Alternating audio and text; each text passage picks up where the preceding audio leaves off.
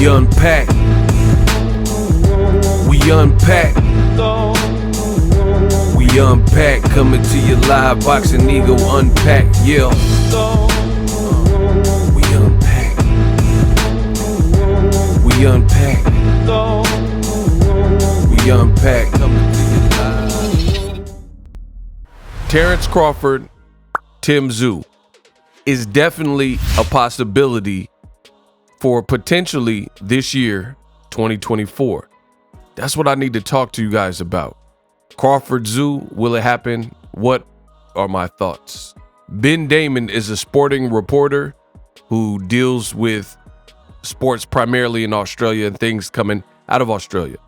He tweets, expected challenger Erickson Lubin has withdrawn from negotiations to fight world champion Tszyu. Focus now shifts to the major names in and around the 154-pound division.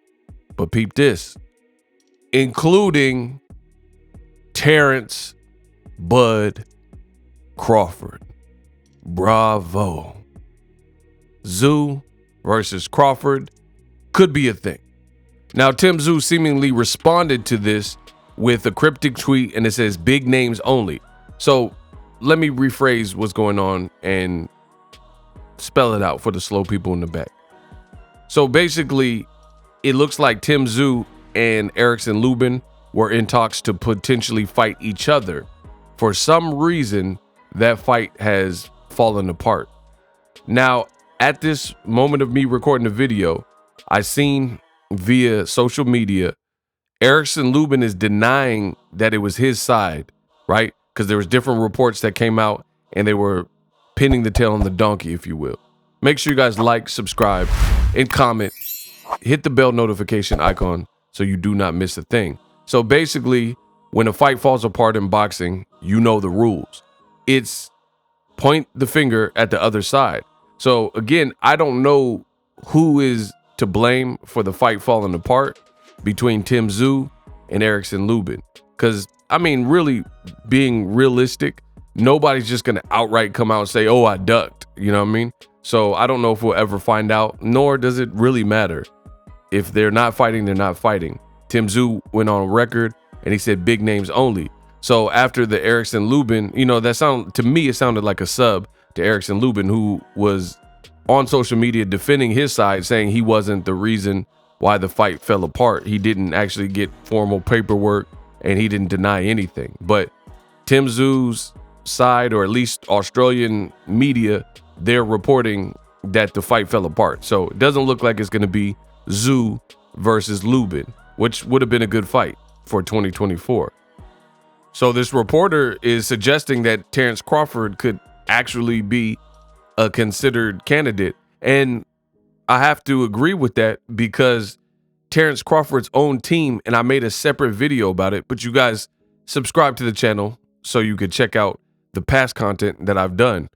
But you had Bernie of Team Crawford who came out on wax, did a public interview, and he himself, so this is someone speaking on behalf of Terence Crawford's team. He himself said in this video that next on the chopping block is potentially Tszyu. Listen, I know a lot of people are questioning what's up with Errol Spence and Crawford because Errol Spence was the one that had the rematch clause. As of me recording the video, I do not know. I do not know if Errol Spence and Terence Crawford will ever fight at this particular moment. Errol Spence, and again, I made videos about it. This is why you guys got to subscribe. He recently had cataract surgery. He blames cataracts for impairing his vision ultimately in the Terence Crawford fight. He said, why do you think I got hit with so many punches, basically, so many jabs, so many hooks? Why do you think that occurred? Basically, you've never seen me look like that in any fight. Why do you think I look like that versus Crawford? He's saying that he had cataracts, and as a result, he had to get a cataract surgery. And I looked it up. It says it is very common for people who have had detached retinas, retinal tears, to need cataract surgery some point thereafter. So I don't think Errol Spence was joking. Now, some people are saying, oh, it's excuses. Errol Spence is just saying that because he lost. But I'm going to give him the benefit of the doubt because Errol Spence has stood on business 10 toes down, and he has shown himself to be a person of integrity with ethics and merit and valiant. So I don't really see why he would lie about it. But beyond that, like beyond just like simply lying and not lying, is a portion of his story has played out right before the public.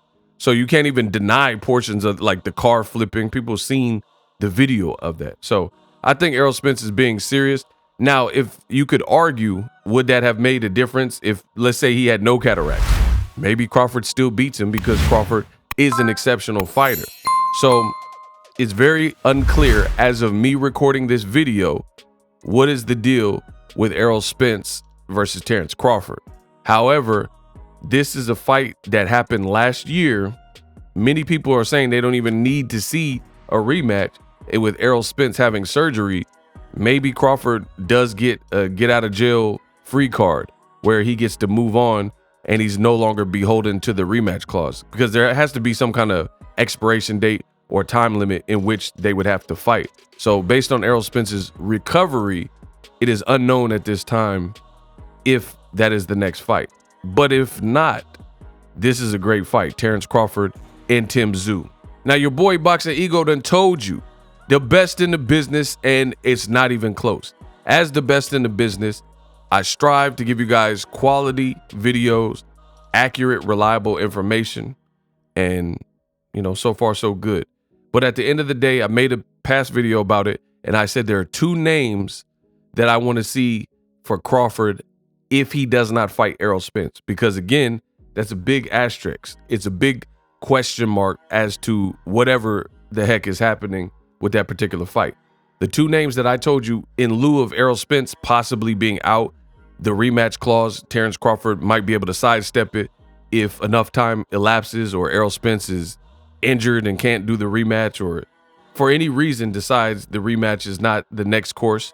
Then there's two names that your boy Ego said he wanted to see Crawford fight. One name was Tszyu.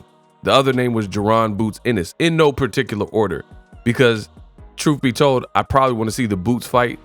If no Errol, I probably want to see the Boots fight more than I want to see Tszyu. However, that's my top two. Crawford is looking for meaningful fights.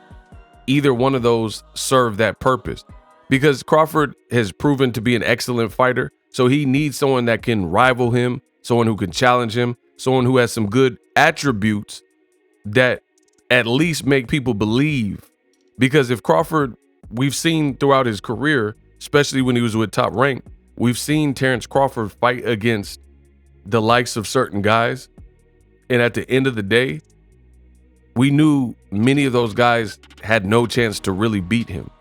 You know, I'm not saying there was a couple guys maybe, but did you really think John Molina or Mean Machine, guys like Mean Machine weren't even really well known, and he was coming off a Ray Robinson fight where he should have lost, but the judges deemed it was a draw. So I don't really know anyone who picked John Molina Jr. or Mean Machine or Amir Khan the year that Terence Crawford fought him.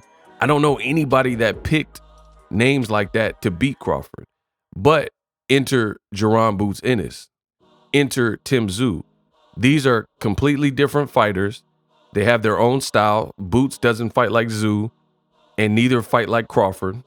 You know, even though Boots is ambidextrous, switch hitter like Crawford. So I think they would be excellent fights for different reasons. I don't know how well Crawford makes 147 still. He's getting older. He's put on some muscle, and it's apparent and it shows.